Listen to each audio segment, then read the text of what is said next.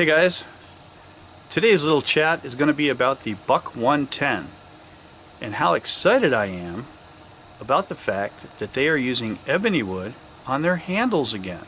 I think that's fantastic. Way back in the day, back in 1981, I purchased this Buck 110, and this is a 3-dot,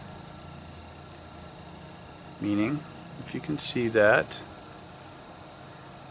there's 3 dots next to Buck, 2 on one side, 1 on the other. That indicates 1981 specifically,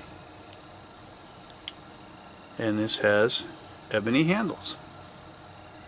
Now some of you who are really Buck savvy and collectors may notice a little something different about this one. It's subtle, but you may notice. Ha! And there's that background noise that can't seem to get away from.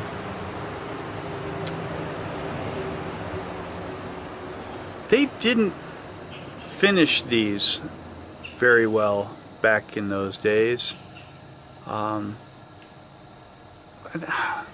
didn't round the edges, is what I mean. So I spent a good deal of time trying to evenly round edges so that it more resembled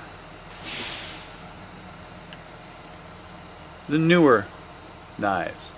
And I find that to be a little bit more comfortable to handle all the time, and I think it probably makes your sheath last longer.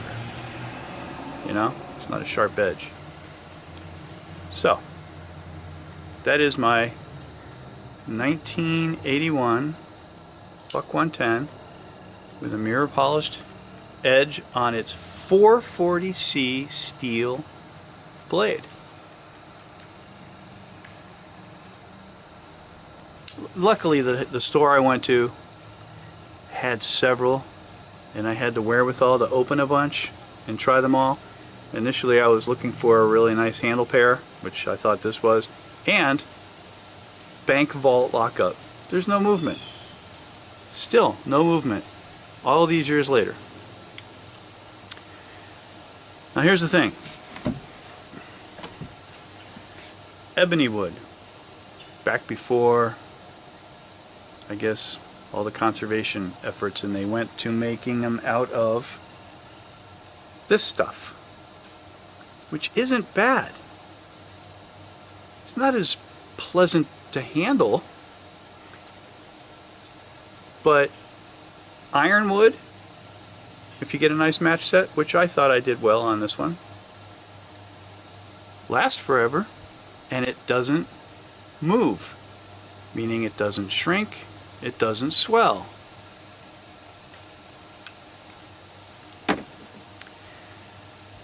Remember, 1981, this hasn't shrunk or swollen.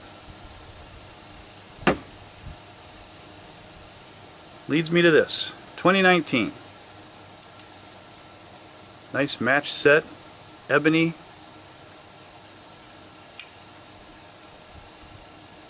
Incredible, again, bank vault, no movement. Nice edge, wicked sharp, beautifully centered. When I first got it, everything was great. Now, there's no way you're going to see this, but there's a catch there, and a catch there, and a catch there, especially there. This ebony has swollen.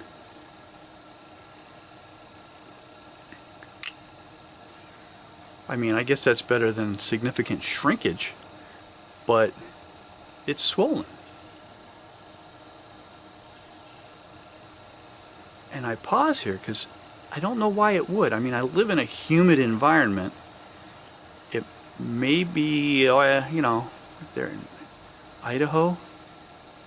Maybe they're not as wet as it is here. The store I bought it from might not have had it in stock that long, so it didn't have a chance to swell. I got it home, been using it. It's swell. So what have I been doing? I have been slathering on WD-40. This stuff. Because the W stands for water and the D stands for displacement. It draws water out of things. And that's what I've been trying to do, is draw the water out of these handle scales. Because I'm not giving up on this knife. I love it. I carry it a lot. You know, there's days when you're in the mood for something high-tech and new, fancy in one hand. So that's, thank you, Chris Reeve. But then you have your nostalgic days, and you just want to have something in a nice black pouch sheath on your belt and feel a little weight in there. You can still one hand open these, don't snap them, but I mean in a pinch you can open them. So I know over the years, you know, maybe this will shrink down a little bit again, or the WD-40 will work, or just my hand, you know, using it all the time, it'll round those edges. It doesn't irritate me. I was just surprised that brand new Ebony grew. Antique Ebony hasn't budged. I mean, you can't even feel where the seam might be. That's how well this is put together. So, there you have it. That's my little rant or chat or whatever about buck knives. Let me get down to it. Really, there is no better value in a knife than a buck 110. Yeah, Hoyt, nice going. Thank you very much for watching. I do appreciate it. Be safe. Have fun. Look both ways before crossing. Bye.